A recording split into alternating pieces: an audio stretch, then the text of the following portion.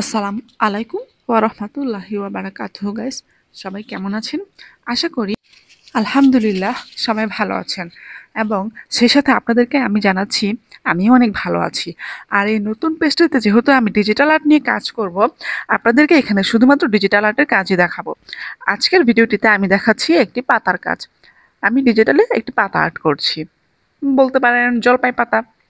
তো আমার যেহেতু জলপাই বা টক জাতীয় জিনিস আমার অনেক পছন্দ, তো আমি এখানে জলপাই পাতাটিকে বেছে নিয়েছি।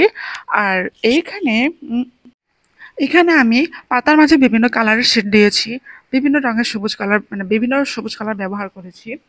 আর বিভিন্ন সবুজ কালার ব্যবহার করার এখানে কিছু কারণ আছে, কারণ আলো ছায়ার কিছু পার্থক্য থাকে। সে কারণে আমি কখনো লাইট গ্রিন আর কখনো ডিপ গ্রিন ব্যবহার করেছি। তো এখন আমি পাতা নিচের ছায়ার কাজটি করব, কারণ একটা জিনিস যখন মাটিতে পড়ে তখন তো সেটা, মানে সেটা তো আর ছায়া ছাড়া থাকে না, প্রতিটা জিনিসেরই ছায়া থাকে।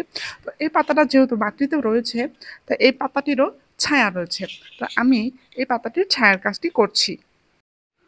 তো এখানে ছায়ার কাজটাও প্রায় শেষ।